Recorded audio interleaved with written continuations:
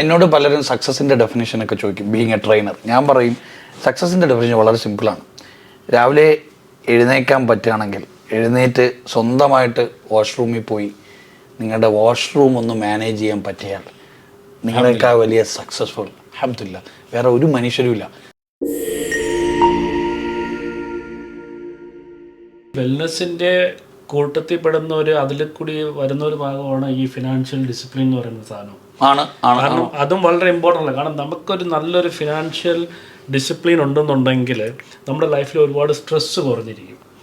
അത് നമ്മുടെ വെൽനെസ്സിലേക്ക് കണക്ട് ചെയ്യുന്ന ഒരു ആരോഗ്യത്തിലേക്ക്. അപ്പം നമ്മൾ ഇതിനകത്ത് ഇപ്പം നമ്മൾ ഈ പറഞ്ഞതുപോലെ ഞാൻ ഇടയ്ക്ക് നിങ്ങളുടെ വീഡിയോയിൽ കണ്ടതായിരുന്നു, റിയാസിൻ്റെ വീഡിയോയിൽ കണ്ടത് 1500 രൂപ ശമ്പളം വാങ്ങിക്കുന്ന ആള് 2000 രൂപ നാട്ടിലേക്ക് അയക്കും. 2000 ദിറംസ്.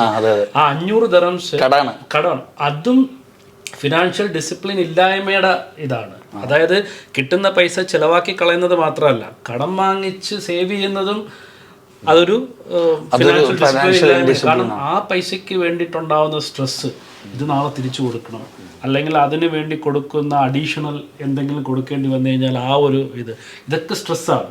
അതേസമയം നിങ്ങൾക്ക് കിട്ടിയ 1500 നിങ്ങൾ ചിലപ്പം ഒരു പക്ഷേ 1500 അയക്കുന്നുള്ളൂ, അല്ലെങ്കിൽ 200 രൂപ നിങ്ങൾക്ക് എടുത്തിട്ട് ബാക്കി അയക്കുന്നെങ്കിൽ നിങ്ങൾ ഫ്രീ ആയ അവിടെ. ഞാൻ കറക്റ്റ് എഗ്രി ചെയ്യും. ഞങ്ങൾ നേരത്തെ പറഞ്ഞൊരു സബ്ജക്റ്റാണ് പുതിയ മക്കൾ. നമുക്കൊക്കെ കുട്ടികളൊക്കെ ഉണ്ട്. കുട്ടികളൊക്കെ പലപ്പോഴും പ്രവാസികളുടെ കുട്ടികൾ പലപ്പോഴും ദുബായിൽ നിന്ന് കേൾക്കുമ്പോൾ ബുർജ് ഖലീഫയും ബുർജുൽ അറബും ഒക്കെയാണ് കണ്ടിട്ടുള്ളത്. മറ്റ് സൈഡ് കണ്ടിട്ടില്ലല്ലോ. ഉപ്പ നിൽക്കുന്ന ലേബർ ക്യാമ്പ് കണ്ടിട്ടില്ല, കാണിക്കത്തുമില്ല. എൻ്റെ ഉപ്പ കാണിച്ചിട്ടില്ല കേട്ടോ. ഞാൻ എപ്പോഴും പറയാറുണ്ട്, എൻ്റെ ഉപ്പ അബുദാബി എയർപോർട്ടിൽ 40 വർഷം ഒരു എംപ്ലോയറിൻ്റെ കീഴിൽ വർക്ക് ചെയ്ത ആളാണ്. ഞങ്ങൾ വിചാരിച്ചത് ഉപ്പ കസ്റ്റംസിൽ നിന്നാണ്. കാര്യം എയർപോർട്ട് എന്ന് കേൾക്കുമ്പോൾ സാഗർ എലിയസ് ജാക്കിയിലെ മറ്റേ മോഹൻലാലിൻ്റെ വൈറ്റ് ആൻഡ് വൈറ്റ് കസ്റ്റംസ്, ആ കസ്റ്റംസ് ആണ് സ്വർണ്ണക്കടത്തിൽ കൊണ്ടുപോകുന്ന മറ്റേ ബ്രീഫ് കേസ് ഒക്കെ ഉണ്ടല്ലോ, ആ സ്വർണ്ണക്കടത്തുകാരെ പിടിക്കുന്നു, അങ്ങനത്തെ ആ ഒരു ഇമേജാണ് നമുക്ക് ഉപ്പായെ കുറിച്ച് ഉണ്ടായിരുന്നത്. അപ്പം നമ്മൾ വിചാരിക്കുന്നത് വീട്ടിൽ 3 നില വീടുണ്ട്, നല്ല അത്യാവശ്യം പറമ്പുണ്ട്, ഒക്കെ ഉണ്ട്. ഉപ്പ വരുമ്പം ഫുൾ കളർഫുള്ളാണ്, ഫുൾ ലഗേജ് ഉണ്ട്, എല്ലാവർക്കും സാധനങ്ങളുണ്ട്. ഞാൻ എൻ്റെ ലൈഫിൻ്റെ ഒരു പോയിന്റ് വരെ എൻ്റെ ലൈഫിലുണ്ടായ എല്ലാ മിസ് ഹാപ്പനിങ്സും, എല്ലാ തകർച്ചയ്ക്കും കാരണം എൻ്റെ ഉപ്പാടെ ഇവിടുത്തെ ജീവിതം അറിയാത്തതുകൊണ്ടാണ്. എന്നെ ആദ്യമായിട്ട് എൻ്റെ എൻജിനീയറിങ് പഠനത്തിൻ്റെ ഇടയിൽ എൻ്റെ ഉപ്പാക്ക് മനസ്സിലായി, ഇവനെ ഇനി ഇവിടെ കൊണ്ടുവന്ന് എന്നെ കാണിക്കണമെന്ന് മനസ്സിലായിട്ടുണ്ടാവും. പക്ഷെ അദ്ദേഹം ഇവിടെ കൊണ്ടുവന്ന് ബനിയാസിൽ അദ്ദേഹത്തിൻ്റെ അക്കോമഡേഷൻ കണ്ടപ്പോൾ, ഉപ്പ ബങ്കർ ബെഡിൻ്റെ ഏറ്റവും ടോപ്പിൽ കിടക്കുന്നത് കണ്ടപ്പോൾ, ഉപ്പ കിടന്ന ഇടം മാറി എനിക്ക് തന്നപ്പോൾ ഞാൻ മേളിൽ കയറി ബങ്കർ ബെഡിൻ്റെ, ഉപ്പ താഴെ. അപ്പോൾ എനിക്ക് മനസ്സിൽ ഭയങ്കര ഭാരമാണ്. കാര്യം ഉപ്പ താഴെ ഉപ്പാടെ മേളിൽ ഞാൻ കയറി കിടക്കുക.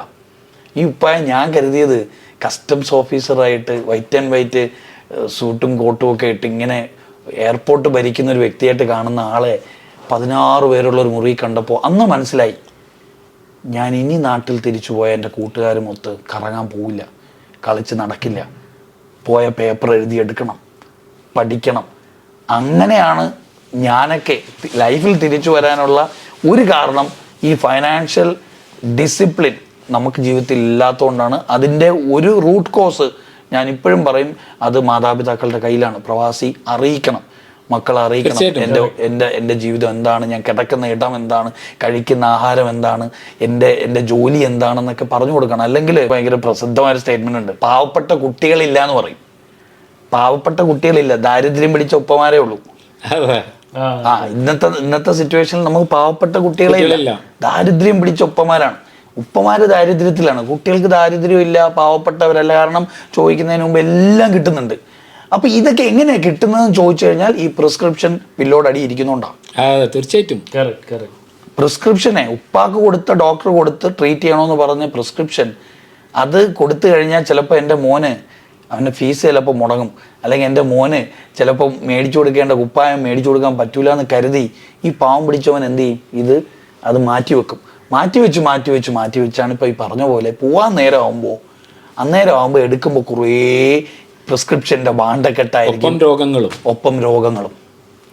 അപ്പം നമ്മൾ ഈ പറഞ്ഞ പോലെ നമ്മുടെ കയ്യിൽ നിന്നൊക്കെ ചിലപ്പോൾ വിട്ടുപോകും, കാര്യങ്ങൾ നമ്മുടെ കയ്യിൽ നിന്ന് വിട്ടുപോകും. അവിടെയാണ് ഞാൻ ആലോചിക്കുകയാണ്, എങ്ങനെ നമുക്കൊക്കെ being a social person, being in to എന്നോ ഈ കമ്മ്യൂണിറ്റിക്ക് തിരിച്ചു കൊടുക്കണം എന്ന് ആഗ്രഹിക്കുന്നവരാണ് നമ്മളൊക്കെ. തീർച്ചയായും ഈ 3 പേർക്ക് അപ്പുറം ഇനിയും ഒരുപാട് പേര് പുറത്തുണ്ട്, ഒരുപാടുണ്ട് ഇതുപോലെ ആഗ്രഹിക്കുന്ന ഒത്തിരി കമ്മ്യൂണിറ്റിക്ക് തിരിച്ചെങ്ങനെ കൊടുക്കാം. ഫയർ ഫൈറ്റ് ചെയ്താൽ മതിയോ? ഒരു പ്രശ്നം വരുമ്പോൾ ഒരു ഒരു ഒരു ഒരു ഒരു രോഗം വന്ന് മൂർച്ഛിച്ച് അവസാന ഘട്ടമെത്തി മറ്റേ ആംബുലൻസ് പിടിച്ച് നാട്ടി വിട്ട് അല്ലെങ്കിൽ നമ്മളുടെ ബോഡി കൊണ്ടുപോകാനായിട്ട് ഫ്ലൈറ്റ് ചാർട്ടർ ചെയ്യാൻ നമ്മൾ സഹായിക്കണോ, അതോ അതിനു മുമ്പ് ആൾക്കാരെ എഡ്യൂക്കേറ്റ് ചെയ്യണോ, അവയർനെസ് കൊടുക്കണോ, ഗൈഡൻസ് കൊടുക്കണോ? ഇതാണ് ഞാൻ ചിന്തിക്കുന്നത്. എനിക്ക് തോന്നുന്നു അത് തന്നെ ആയിരിക്കും സിറാജ് സാഹിബിനെയും ഷിബു സാഹിബിനെയും അല്ലെങ്കിൽ റിയാസൊക്കെ അല്ലെങ്കിൽ ഈ കേൾക്കുന്ന നമ്മളെ കാണുന്ന കോൺട്രിബ്യൂട്ട് ചെയ്യാൻ, സൊസൈറ്റിയിലേക്ക് കോൺട്രിബ്യൂട്ട് ചെയ്യാൻ ആഗ്രഹിക്കുന്ന പ്രവാസികളുടെ എനിക്ക് തോന്നുന്നു first step to be social ഈ എഡ്യൂക്കേഷൻ, ഈ അവയർനെസ് താഴെ തട്ടിൽ എത്തിക്കണം. അല്ല, ഞാൻ താഴെത്തട്ടിലേക്ക് എത്തിക്കുമെന്ന് മാത്രമല്ല, ഇതിനകത്ത് ഇപ്പം നമ്മൾ സിറാജ് ഭായ് പറഞ്ഞതുപോലെ ഇപ്പം ഈ ഇൻഷുറൻസ് എടുക്കുക എന്ന് പറയുന്നില്ലേ, ഞാനൊരു വലിയൊരു എനിക്കിവിടെ അപകടമായിട്ട് തോന്നിയിട്ടുള്ള കാര്യമാണ്. ഇപ്പം ഈ ഒരു കോർപ്പറേറ്റിൽ വർക്ക് ചെയ്യുന്ന ആൾക്കാരുണ്ട്, ഞാനും സിറാജ് ഭായിയൊക്കെ കോർപ്പറേറ്റിൽ വർക്ക് ചെയ്യുന്ന ആൾക്കാരുണ്ട്, നമ്മളെപ്പോലെ വർക്ക് ചെയ്യുന്ന ഒരുപാട് പേരുണ്ട്. നമ്മുടെയൊക്കെ ഇൻഷുറൻസ് എന്ന് പറയുന്നത് നമ്മുടെ കമ്പനി തന്നിരിക്കുന്ന ഇൻഷുറൻസാണ്. ഒരു പക്ഷേ നാളെ ഒരു ജോലി ഇല്ലെങ്കിൽ ഇൻഷുറൻസ് ഇല്ല. അതെ അതെ അതെ ഇൻഷുറൻസ് ഇല്ല. അപ്പം നമ്മൾ അസുഖം വലിയവർക്കോ ചെറിയവർക്കോ അങ്ങനെ ഒന്നുമില്ല, വരുന്ന ആൾക്കായാലും അസുഖങ്ങൾ വന്നിരിക്കാം. ആ സമയത്ത് ഈ പറഞ്ഞതുപോലെ നമ്മൾ ഇൻഷുറൻസ് ഇല്ല, ഉണ്ടാകുന്ന സേവിങ്സും കാര്യങ്ങളൊക്കെ വെച്ചിട്ട് മാക്സിമം ചെയ്യാൻ പറ്റുന്ന ചെയ്തെന്നിരിക്കും. മനസ്സിലായി? അപ്പം ഞാൻ എല്ലാവരോടും ഒരു പേഴ്സണലി സജസ്റ്റ് ചെയ്യുന്നൊരു കാര്യമാണ്, നിങ്ങൾക്ക് കോർപ്പറേറ്റ് ഇൻഷുറൻസ് ഉണ്ടോ ഇല്ലേ എന്നുള്ളത് നോക്കണ്ട, പേഴ്സണലി ഒരെണ്ണെടുത്ത് വയ്ക്കുക. ഇപ്പം നമ്മുടെ ഈ പ്രായത്തിൽ നമ്മൾ പോയി എടുക്കുകയാണെങ്കിൽ കോസ്റ്റ് വളരെ കൂടുതലായിരിക്കും. പക്ഷേ അതിൻ്റെ തുടക്കത്തിലേ നീ ഒരു ജോലിക്ക് കയറുന്ന സമയത്ത് ഞാനിപ്പോൾ പറയുന്ന എൻ്റെ കുട്ടികളോടായാലും അല്ലെങ്കിൽ എനിക്കറിയാവുന്നവരുടെ ഫ്രണ്ട്സിൻ്റെ മക്കളോടായാലും ഞാൻ ആദ്യം പറയുന്നത്, നിങ്ങൾ 2 കാര്യങ്ങൾ ചെയ്യണം. ഒന്ന്, നിങ്ങൾ ജോലിക്ക് തുടങ്ങുന്ന സമയത്ത് തന്നെ നിങ്ങളൊരു ഇൻഷുറൻസ് നിങ്ങളുടെ സ്വന്തം ഇതിലെടുക്കുക. 2, ഈ രാജ്യത്ത് ജീവിക്കുമ്പോൾ നമുക്കിവിടെ ടാക്സ് ഇല്ല, ഇൻകം ടാക്സ് ഫ്രീ ആണ്. നിങ്ങൾ കൺസിഡർ ചെയ്യണം 30% ഞാൻ ടാക്സ് കൊടുക്കുന്നു. ടാക്സ് ഉണ്ടെന്ന് കരുതണം. തുടക്കത്തിൽ നിങ്ങൾ എന്ന് ജോലി ചെയ്ത് തുടങ്ങുന്നോ, നിങ്ങൾ ഗ്രാജുവേഷൻ കഴിഞ്ഞ ഒരു ജോലി കയറും, ചിലപ്പോൾ 1000 ദിറംസ് ആയിരിക്കും നിങ്ങളുടെ ശമ്പളമെങ്കിലും 300 ദിറംസ് നിങ്ങൾ മാറ്റി 50 ദിറംസ് ഇൻഷുറൻസിന് കൊടുക്കും, ബാക്കി നിങ്ങൾ ചെയ്യുക. ഇത് 50 ദിറംസും വരുന്നില്ല, ശരിക്കും ഇയറിലേക്ക് നമ്മൾ ഡിവൈഡ് ചെയ്യുമ്പോൾ.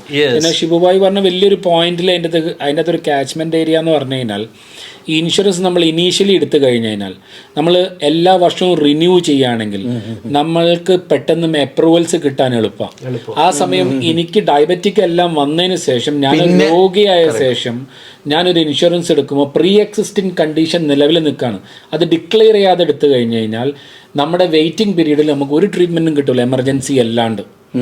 ഇതൊന്നും ആൾക്കാർക്ക് കോസ്റ്റും കൂടുതലാവും. അപ്പോൾ നമ്മൾ ഇനീഷ്യലി തന്നെ ഒരു ഇൻഷുറൻസ് എടുത്ത് പോയി കഴിഞ്ഞാൽ നമ്മൾ എല്ലാ വർഷവും ഒന്നും വരണമെന്നില്ല, പക്ഷെ നമ്മൾ നേരത്തെ പറഞ്ഞ ഒരു നമ്മളെ തന്നെ സെക്യൂർ ആക്കാണ്. അപ്പോൾ അത് നമ്മൾ കണ്ടിന്യൂ ചെയ്യുമ്പോൾ നാളെ നമ്മളൊരു ഡയബറ്റിക് പേഷ്യൻറ്റോ അല്ലെങ്കിൽ ഒരു ക്രോണിക് ഇൽനെസ്സോ വന്നു കഴിഞ്ഞു കഴിഞ്ഞാലും ഇൻഷുറൻസ് കവേർഡ് ആവും, ബിക്കോസ് പ്രീ എക്സിസ്റ്റിംഗ് കണ്ടീഷൻ ഇല്ല ഈ പറയുന്ന ആൾക്ക്. കാരണം എന്താ വെച്ച് കഴിഞ്ഞാൽ പുള്ളിയുടെ പ്രീവിയസ് ഹിസ്റ്ററി എല്ലാം റെക്കോർഡഡ് ആണ്, നോർമലാണ്. അപ്പോൾ നമ്മൾ പെട്ടെന്നൊരു ഷുഗർ പേഷ്യൻ്റ് ആയാലോ ഒരു BP പേഷ്യൻ്റ് ആയാലോ നമുക്ക് ക്രോണിക് ഇഷ്യൂസ് എന്ത് വന്നാലോ അത് ഇൻഷുറൻസ് കവർ ചെയ്യും. അപ്പോൾ അതൊക്കെ ഒരു അഡീഷണൽ ബെനിഫിറ്റായിട്ട് നമ്മൾ കരുതാം. അപ്പം നമ്മൾ ശരിക്കും ഇപ്പോൾ ഈ പറഞ്ഞത് കൊണ്ട് ആർക്കെങ്കിലും പ്രയോജനപ്പെടുകയാണെങ്കിൽ ഇത് നാളെ നമുക്കിത് മുന്നോട്ട് അവരെ ഇതേപോലെ സഹായിക്കാൻ പറ്റും, ഒരു ഹെൽപ്പിംഗ് ഹാൻഡ് ആയിട്ട്. അത് നമ്മുടെ എക്സ്പെഷ്യലി സോഷ്യൽ ഇൻഫ്ലുവൻസർ എന്നതിൽ നിങ്ങളും ഉണ്ടാവും, ഒരു ഫിനാൻഷ്യൽ അഡ്വൈസ് ഷിബുബായി ഉണ്ടാവും, മെഡിക്കൽ സൈഡിലും നമുക്ക് എന്ത് സപ്പോർട്ട് ചെയ്യാൻ പറ്റും അതങ്ങനെ സപ്പോർട്ട് ചെയ്തോ. അപ്പം ഇങ്ങനത്തെ ഒരു കൺസോർഷൻ നേരത്തെ പറഞ്ഞവർ ഇതുപോലെ സപ്പോർട്ട് ചെയ്യാൻ ആഗ്രഹിക്കുന്ന വലിയൊരു സമൂഹം പുറത്തു വെക്കുന്നുണ്ട്. അപ്പം അവരും വരട്ടെ, തീർച്ചയായിട്ടും. അതെ അതെ, നമ്മളെല്ലാവരും ഒരുമിച്ചാവണം. കാരണം എന്നോട് പലരും സക്സസിൻ്റെ ഡെഫിനേഷനൊക്കെ ചോദിക്കും, ബീങ് എ ട്രെയിനർ. ഞാൻ പറയും സക്സസിൻ്റെ ഡെഫിനേഷൻ വളരെ സിമ്പിളാണ്. രാവിലെ എഴുന്നേക്കാൻ പറ്റുകയാണെങ്കിൽ എഴുന്നേറ്റ് സ്വന്തമായിട്ട് വാഷ്റൂമിൽ പോയി നിങ്ങളുടെ വാഷ്റൂം ഒന്ന് മാനേജ് ചെയ്യാൻ പറ്റിയാൽ നിങ്ങളെക്കാൾ വലിയ സക്സസ്ഫുൾ അൽഹംദുലില്ലാഹ് വേറെ ഒരു മനുഷ്യരും ഇല്ല. സ്വന്തമായിട്ട് ബാത്റൂമിൽ പോകാൻ, ടോയ്ലറ്റിൽ പോയിട്ട് തിരിച്ചു വരാൻ പറ്റിയാൽ അവനേക്കാൾ വലിയ സക്സസ്ഫുൾ ആയിട്ടുള്ള ഒരാൾ ഈ ദുനിയാവിലില്ല. അപ്പം ആ ഒരു അവസ്ഥയിൽ കിടക്കുന്ന ഒരുപാട് പ്രവാസികളുണ്ട് ഇപ്പോഴും ഇവിടെയുണ്ട്, നാട്ടിലുമുണ്ട്. സ്വന്തമായിട്ട് പ്രാഥമിക കർമ്മങ്ങൾ ചെയ്യാൻ സാധിക്കാതെ മറ്റൊരാളുടെ സഹായത്തിന് വേണ്ടി കാത്തു കിടക്കുന്നവരുണ്ട്. ഇവരൊക്കെ എങ്ങനെ ഇവിടം വരെ എത്തിയെന്ന് ചോദിച്ചാൽ പ്രിസ്ക്രിപ്ഷൻ പില്ലോൻ്റെ അടി വെച്ചത് കൊണ്ടാണ്, ചെയ്യാതെ എക്സിക്യൂട്ട് ചെയ്യാതെ ഹെൽത്തിനെ ലാസ്റ്റ് പ്രയോറിറ്റി ആക്കി വെച്ചത് കൊണ്ടാണ്. ഞാൻ ഇപ്പോഴും പറയും, സൈലൻ്റ് ഇട്ടോടാ, ഓക്കെ.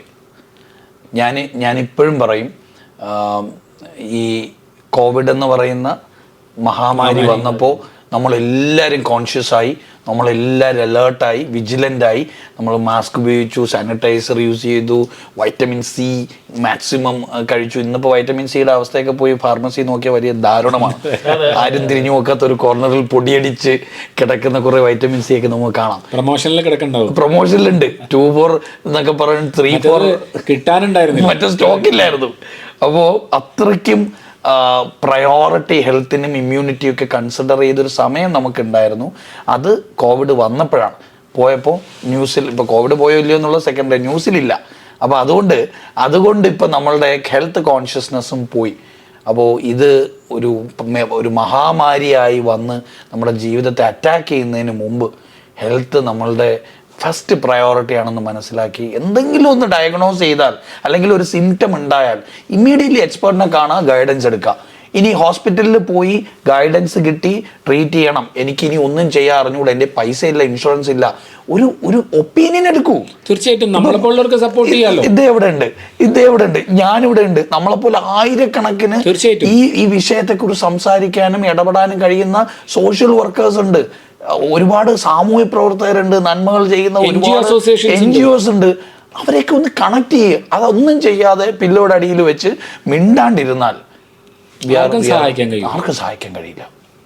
അല്ല, ഈ പറഞ്ഞ പോലെ ഹെൽത്തും അതുപോലെ തന്നെ വെൽത്തും ഈക്വലി ഇമ്പോർട്ടൻ്റ് ആണ്. ഫിനാൻഷ്യൽ സൈഡും ആരോഗ്യപരമായിട്ടുള്ള സൈഡും ഇമ്പോർട്ടൻ്റ് ആണ്. ഇത് രണ്ടും ഒരുമിച്ച് നമ്മൾ ബാലൻസ് ചെയ്ത് കൊണ്ടുപോയാൽ മാത്രമേ ഒരു ലൈഫിൽ ഒരു സക്സസ്ഫുൾ ആയിട്ട് നീങ്ങാം. ഇത് തന്നെയാണ് സക്സസ്ഫുൾ എന്ന് പറയുന്നത്. അതിനകത്ത് ഹെൽത്ത് ഉണ്ടെങ്കിൽ പിന്നെ ഓട്ടോമാറ്റിക്കലി വെൽത്ത് ഉണ്ടായിക്കോളും. വരും. അതാണ് ഞാൻ പറയാറുള്ള, കുറച്ചുകൂടെ കടന്നു പറയാറുണ്ട്. 9 ഏരിയ നമ്മൾ പറയാറുണ്ട്. HRFC എന്ന് പറയും. അല്ലെ, health, relationship, finance, your career, your social life, your spiritual life, your romantic life. നമ്മളുടെ റൊമാൻറ്റിക് ലൈഫ് പോലും നമ്മളുടെ ഹെൽത്തിനെ ഇൻഫ്ലുവൻസ് ചെയ്യും. കോവിഡ് വന്നപ്പോൾ ഏറ്റവും കൂടുതൽ ആൾക്കാർ മരിച്ചത് ഞാൻ ഇപ്പോഴും വിശ്വസിക്കുന്നത് പേടിച്ചിട്ടാ. സിമ്പിളായിട്ടുള്ള ക്വസ്റ്റ്യൻ ചോദിച്ചോട്ടെ, ഇപ്പം നിങ്ങൾക്കൊരു ചെറിയ തലവേദന ഉണ്ടെങ്കിൽ ഇത്രയും നേരം നിങ്ങൾക്ക് സംസാരിക്കാൻ കഴിയുമോ? പുറത്ത് ക്ലീൻ ചെയ്യണം. കഴിയും.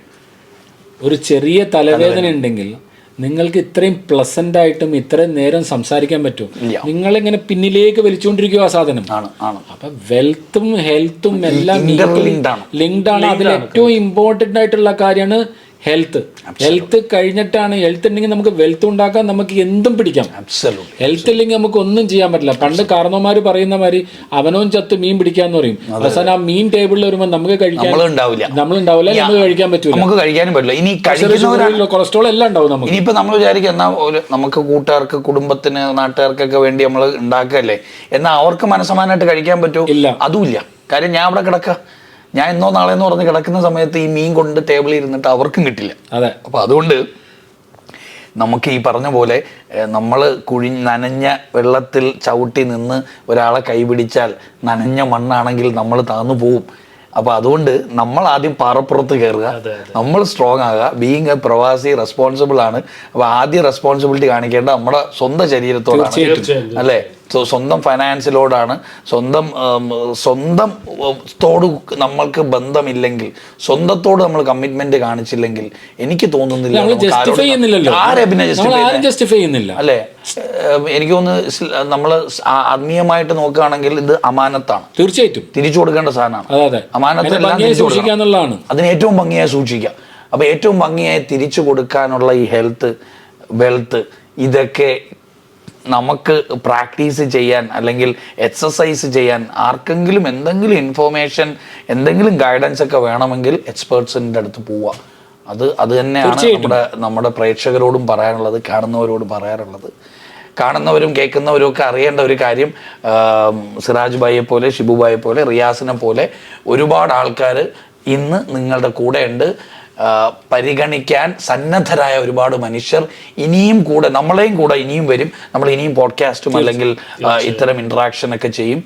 അപ്പോൾ നിങ്ങൾ ഒറ്റയ്ക്കല്ല എന്ന് മാത്രം പറഞ്ഞുകൊണ്ട് നമ്മൾ കൂടെ ഉണ്ടാവും. എല്ലാവരും കൂടെ ഉണ്ട്. Thank you so much. അസ്സലാമു അലൈക്കും.